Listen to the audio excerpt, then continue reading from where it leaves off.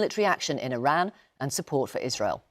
This week, the president took to his Truth Social platform to call Carlson a low IQ nut job and even suggested he should see a good psychiatrist. I asked Tucker Carlson first for his reaction to the US leader saying the Iran war had made the US safer. The whole thing is a fantasy. The United States went to war in Iran in order to effect regime change, to throw out the people who ran the country and collapse it at the behest and then the demand of Israel. And that's a demand the Israelis have made of the U.S. government for decades, and President Trump fell for it, did it. And I think he recognized immediately that it was a mistake and that it's very hard to extricate yourself from a war like this once it has begun. And I think the net effect, and the president himself has said this, is at best to leave the regime in place, give that regime control over commodities that flow through the straits at the eastern end of the Persian Gulf, in effect to make Iran much more powerful than it was on February 27th. You have been, until now really, a huge supporter of his. You wanted him elected, obviously, Yes. for a second term. Have you completely fallen out with him over this war then? Well, I haven't fallen out with him. I mean, I've known him for decades. I've always liked him. And I think anyone who spent time with him likes him. I feel sorry for him, as I do for all slaves.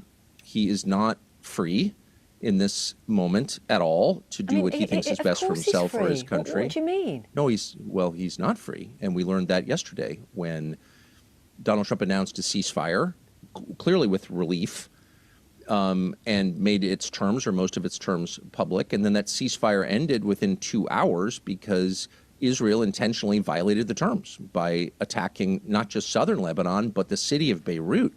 So are you saying he's a slave to Benjamin Netanyahu? I don't think it's as simple as he's under the control of Netanyahu.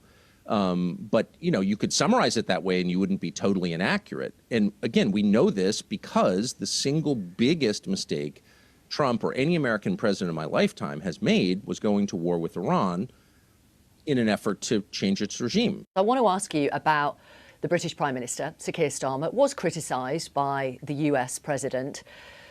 He said, this is not Winston Churchill we're dealing with. Do you think Keir Starmer has made the right calls in this war?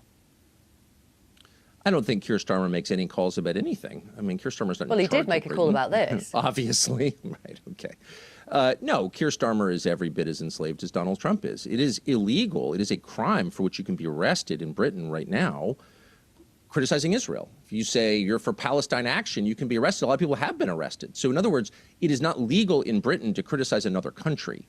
That is not true. And in terms of this war, I'm specifically asking... Wait, I'm sorry. What is not true about that? Have people not been arrested in Britain for criticizing Israel? They certainly have been. There's videotape of it. If I may, Palestine Action is a proscribed group. It is banned.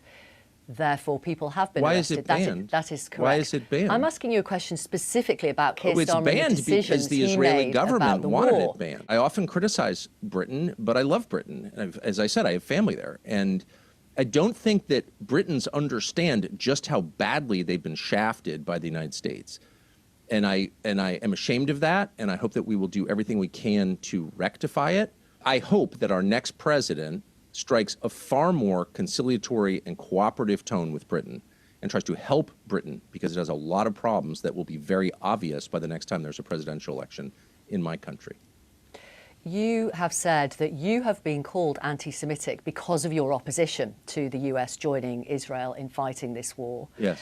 In March, senior Republican Senator Ted Cruz said anti-Semitism is being spread by loud voices, the most consequential of whom is Tucker Carlson.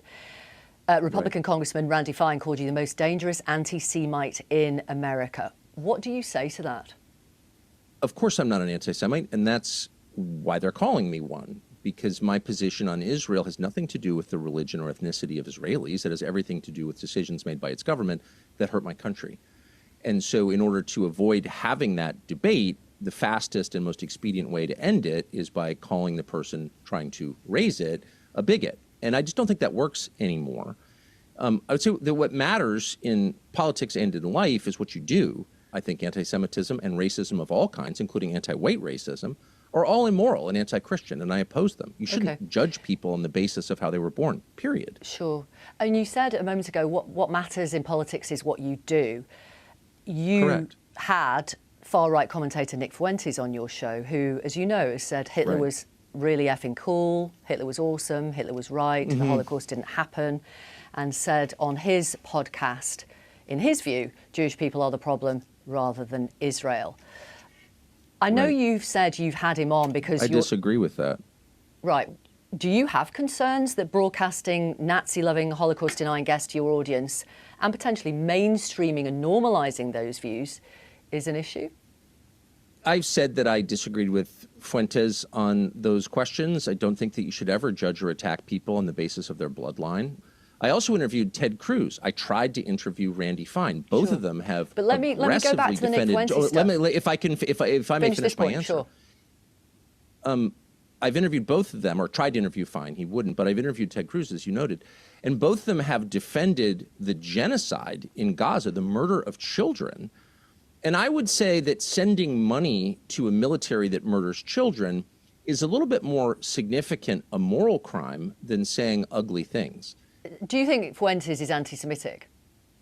Do you think he is? It sounded like it to me. I said that to him, and I said I oppose anti-Semitism, which I sincerely do. And by the way, unlike the UK, we have a First Amendment. So if I was an anti-Semite, I guess I would just say so at this point. I don't know why I would lie about it, but I oppose it. And I've opposed it in public consistently for my entire public life. You've claimed a couple of times in our conversation that Donald Trump is not in control. Many Democrats, and also some on the right, former Trump allies like Marjorie Taylor Greene, are now calling for the president's removal, with some citing the 25th Amendment, which allows the vice president and the cabinet to declare that a president is no longer able to do the job. Do you want to see him removed? I want to see the system reformed. All American presidents since 1963 have done substantially what Israel wanted us to do.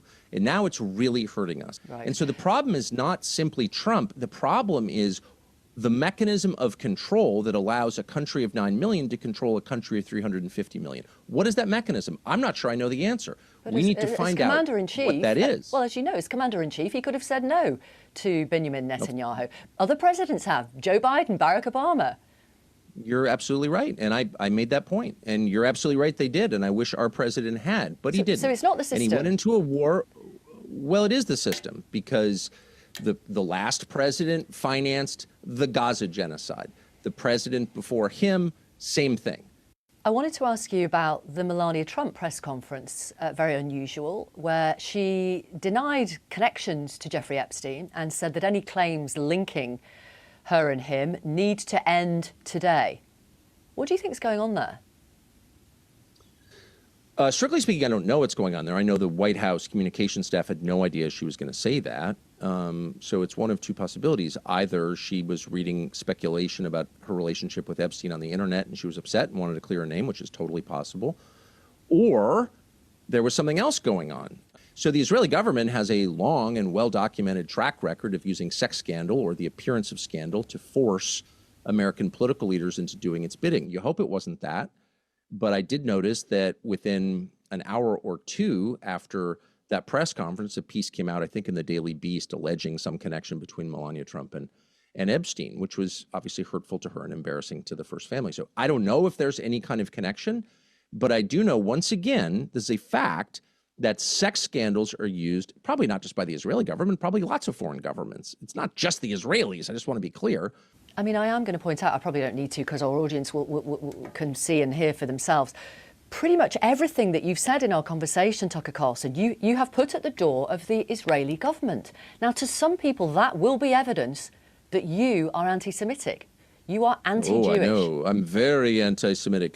Well, first of all, the state of Israel does not speak for all Jews at all, despite its claims. It does not. There are many, many Jews, many of whom I know, who don't think the Israeli government of Benjamin Netanyahu speaks for them. No. I'm speaking of the government, not religion. Hold on. Because I wasn't suggesting that. Of course you were suggesting What that. I was suggesting was that a lot of the I've been in things this that you business discussed longer today, than you, and I understand what a slur looks like.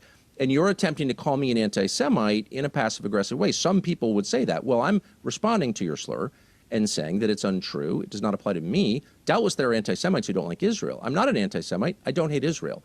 The Israeli government, this is documented, and I saw it personally, steered the United States into a war that hurts the United States and the world. I'm offended by that. I didn't want it, and I'm mad about it now. I have every right to feel that way. That does not make me an anti-Semite, despite your insinuation. And I think it's important that I say that. And by the way, I hope that you run this. I can't control whether or not you air this exchange. I hope that you will, because I think it's important to push back against slurs like that, because they limit our ability to understand what's actually happening. This is not an attack by Jews on the United States. This is Benjamin Netanyahu moving the United States to do something he thinks will benefit him, but that does not benefit us. It's that simple. Tucker Carlson, thank you very much for talking to us. Thank you. I appreciate it.